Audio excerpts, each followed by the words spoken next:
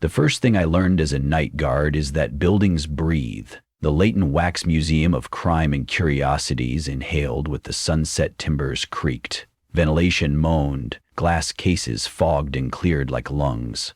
By the time the last tourists filed out and the lights dimmed, the place released its long day's sigh and sank into a hush so thick I could hear my own pulse. That hush was why I took the job.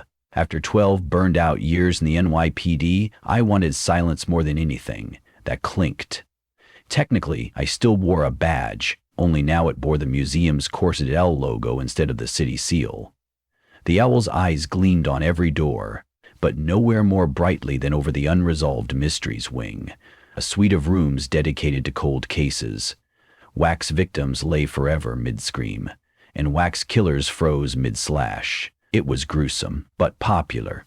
People love a puzzle they can walk away from. The curator, Ms. Harrington, gave me the standard speech on my first night. No eating in exhibit halls, no photographs after hours, log every patrol round on the brass timestamp machine. Simple. She added a wink. If anything looks out of place, just reset it before morning. These old mannequins wobble. I chalked the wink up to theatrical flair. During that first week, I noticed tiny oddities. A wax detective's fedora angled differently. A victim's hand rotated palm up instead of palm down. Chalk outlines on the floor, smudged, though nobody had walked there since closing. I blamed vibrations from the subway under 11th Avenue. Subterranean rumble can make a Pinson wax arm slump over, right? On the 8th night, the museum showed me it wasn't vibration. I finished my 10 o'clock sweep and parked myself in the staff lounge with a paperback. Security protocol asked me to make one more round at midnight. At 11:55, the overhead fluorescents throughout the building blinked twice and steadied normal, an old ballast. Nothing dramatic. Yet when I stepped into the Riverside Strangler alcove, the tableau had changed completely. It was subtle at first glance. The killer figure-length hair, cord around wax victim's neck, was still there. But the riverbank backdrop panel had swiveled halfway, exposing painted footprints I'd never noticed. More startling, the victim's head had tilted to present a bruised left cheek, whereas previous nights showed bruising on the right. I stared, certain my memories played tricks. Then I saw a fresh prop, a silver college ring on the killer's finger, engraved with an insignia. The ring crawled under my skin. In every police file I'd ever read on the Riverside Strangler, no witness or coroner mentioned a ring. I stepped closer, reached out, and the lights died. Absolute black. Before I could yell the emergency code into my radio, the fluorescence came back. 7 seconds? 10? Long enough for my eyes to adjust. Long enough for something to move. Now the killer's wax hand ring and all clutched the victim's hair. A new pose that wasn't there when the light cut out. I spun, shining my flashlight into corners, expecting pranksters.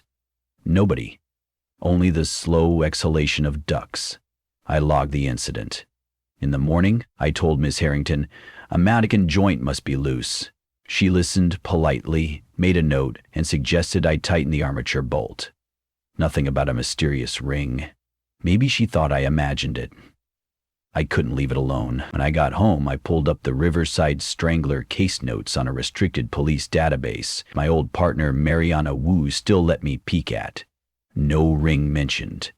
But there was a witness statement I'd overlooked.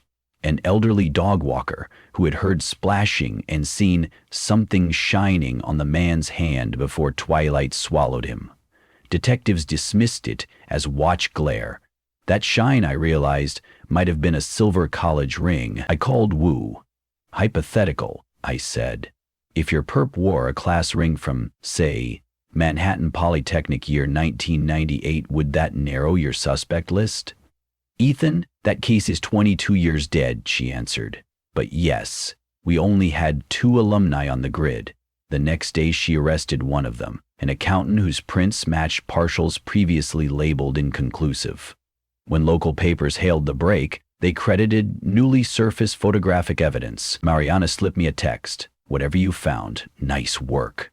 I didn't confess my source. After that, I treated midnight with the respect due a loaded gun. I bought coffee darker than a moonless ditch and resolved to witness whatever the figures might show. Camera systems were already installed. I reviewed footage. Every night at 11:55, the feeds glitched, frames skipped, static smeared the image until 12:07, 12 minutes redacted by the universe. The IT vendor blamed electromagnetic interference from the subway line. I laughed too loudly. Night 12, the gallery breathed frost. Winter drafts slithered under exit doors. Yet I was sweating. I made sure my phone was fully charged and set to record. At 11:59, I stepped into the Gray Street arson room, phone raised. The scene depicted an unsolved blaze that devoured 3 brownstones in 2009. Wax firefighters sprayed phantom water. Wax tenants clutched wax children. The suspected arsonist, never identified, lurked in a crowd figure, just another face under a ball cap. Midnight struck. My phone display flickered, battery plunging from 93% to 0. Dead. Overhead bulbs dimmed to red emergency glow. The wax children turned their heads toward me. Not smoothly jolting, ratcheting half inches, eyelids sliding like trapped insects. The ball-cap stranger lifted his wax hand and pointed to a brick wall prop. In the dyed mortar I saw fresh soot forming letters. 3B. Apartment 3B, one of the units where bodies were found. When normal light returned, the soot vanished, but I'd memorized it. I spent the next afternoon chasing property records until I found the last tenant of 3B, a man who had collected insurance and moved to Florida. The FDNY reopened their file. 2 weeks later, he confessed. Another victory for Spectral Wax. By now, word inside the precinct was that Mariana had acquired an invisible informant. She joked that I employed fortune-teller grandmothers. The truth would have her fit me for a padded room. The museum grew restless. I felt it in my molars, tension tightening like a stage rope before curtain. Miss Harrington noticed my nerves. We had coffee in her oak-paneled office, shoulders bracketed by sepia photographs of Victorian crime scenes.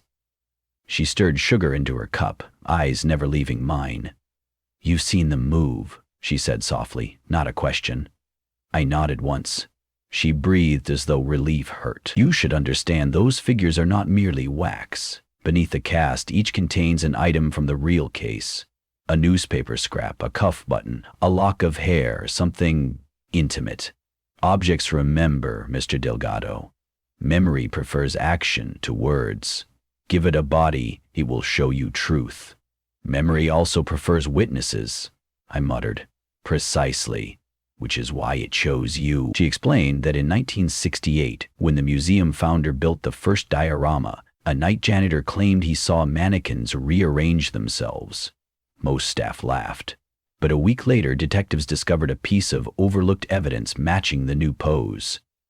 Ever since, curators covertly harvested artifacts from unsolved files, embedding them in figures on the gamble that memory might reenact and reveal.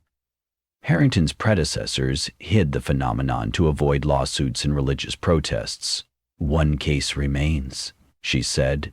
"Our earliest and most vicious, the Pale Man murders. The spirits are coiling toward it. Be vigilant." I remembered the Pale Man stories from rookie days. 6 homicides between 1948 and 1950. Victims found blood-drained, skin whitened with lime.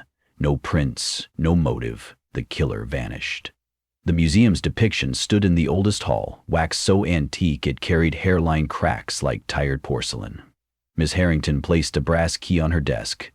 "This unlocks the observation gallery above that hall. Midnight tomorrow. We need a trustworthy witness when the Pale Man reenacts." "Why me?" She smiled sadly. "Because you listen." I could have walked away, but my badge, city seal, or owl never let me ignore a plea, so I agreed, on the condition she'd allow full access to back rooms afterward. She accepted. Through the following day, I felt like a man spending his last hour before surgery. Attention sharpened, tested flashlights. I even phoned Mariana and said if I vanished, the key is taped under my desk drawer. She called me dramatic and promised to swing by for beers next weekend. At 11:30, I climbed the servant staircase to the observation balcony, a catwalk hidden behind two-ways glass. Below lay the Pale Man diorama, a cobbled alleyway, lamplight painted on backdrop canvas, 3 wax policemen leaning over a prone victim. At the alley mouth stood the Pale Man figure, slender, almost elegant, white suit, brimmed hat shadowing featureless chalk-pale skin. His gloved hand held a straight razor poised mid-air. Up close he radiated menace, but from my perch he was only wax. 11:55. The temperature dropped until my breath was fog. Lights sputtered, stabilized, my watch ticked like artillery. On the stroke of 12, every bulb blew out with a pop. Darkness swallowed the alley. Emergency lamps kicked dim amber along the ceiling. When I blinked, the policeman below had shifted. One knelt now, fingers on non-existent pulse. Another lifted lantern, closer to the body. They were investigating anew. The Pale Man was gone. Glass fractured to my right. I whipped around. A silhouette in white moved along the balcony, footsteps silent. My flashlight beam stabbed air, found nothing. Then downstairs, cloth rustled. The Pale Man stepped from shadow, now 5 feet nearer the victim, razor lowered. He was advancing in increments, like frames of lost film developing out of order. With every blink, he leapt inches. He wasn't heading toward the corpse. He was angling toward the corridor that led directly beneath the balcony stairs, toward the staff access where I'd descend. Toward me. I bolted for the spiral staircase at the far end, radio squawking. Static answered. Behind, floorboards groaned. Halfway down, I heard the unharried slide of waxed shoes above. The Pale Man was following. Panic is useful only if steered. Training took over. Identify weapons, create choke point. The adjacent forensics evolution room contained no moving figures, only display cases. I sprinted in and slammed the security gate, a lattice metal curtain, then flicked every light switch. Bulbs flickered but stayed on. My breath came in shards. The Pale Man appeared at the threshold. He regarded the steel lattice the way a python observes glass, curious, not halted. Then, impossibly, he pressed one palm against the mesh. Wax skin oozed between gaps, hardening on the other side like candle drippings. He was coming through. Thinking fast, I scanned exhibits. One case featured early 20th century police gear, including real quicklime used for decomposition tests. Another held an antique blowtorch behind glass. I grabbed the fire axe mounted for emergencies, swung, shattered both cases, fumes of old chemicals puffing free. He was halfway melted through the grate, face distort, cheeks thinning into tendrils. I scooped a bucket of quicklime powder, hurled it. Dust coated his wax, fizzing, eating surface pigment. He recoiled, not in pain, he had no expressions, but the forward ooze paused. I wrenched the blowtorch cylinder, thumbed the striker. Blue flames spat. I had no idea if fire would scare relic spirits or embolden them, but a guard seldom enjoys luxury of hypothesis. "Show me," I barked at the figure. "You want witness? I'm watching. Tell me." Perhaps my words bridged something. The Pale Man withdrew, recomposed behind the grate. Then he raised his razor, laid it delicately atop the mesh, and pointed at it. No, beyond it. At his own torso. There, cracking wax exposed a cavity. Inside, I saw dark leather. A book? Evidence? I doused the torch, kicked the grate release, and the lattice rattled upward. The Pale Man did not advance. He simply waited, arm outstretched. I reached inside his chest cavity, blood pounding. My fingers closed around a parcel, a small tin strongbox sealed with rust. The instant I tugged it free, the Pale Man stepped backward into the corridor, posture softening like thawing ice. His outline blurred, slumped, and collapsed in a heap of inert wax slabs. The lights brightened to normal wattage. The building inhaled inside. Midnight drama spent. In the strongbox, I found 6 items. War Ear Hospital ID badge for Dr. Lionel Graves. Surgical scalpels. Vials labeled ETA and a journal. Pages documented procedures to drain and bleach blood for experimental transfusions, dates matching every Pale Man murder. The killer had been a surgeon, obsessed with perfecting exsanguination under field conditions. Vital grave victims were his trials. Final page listed an address for a storage unit. Mariana and a forensics team met me at dawn. They took my statement, though I sanitized certain supernatural details. The storage unit yielded more journals, enough to close the file and tie Graves dead since 1951 to all 6 homicides. News called it a historic resolution driven by private archivists. Good enough. The museum closed for 48 hours, for maintenance. I wandered its silent halls, now able to differentiate regular creaks from lingering whispers. Wax shards of the pale man were gone, melted down per Ms. Harrington's orders. In their place stood a fresh figure, Dr. Graves, dressed in hospital whites, wrists shackled, journal in hand. Case solved, memory pacified. On my next shift, I found a new badge in my locker. Deputy Curator of Nocturnal Collection. No pay raise, but a handwritten note from Harrington read, "The dead spoke because you listened. Listen still." I considered quitting, choosing sunlit jobs where nothing moves that shouldn't, but dawn revealed something I hadn't noticed. At the far end of the corridor, a brand new exhibit in progress, Lost Girls of Prospect Park Unsolved.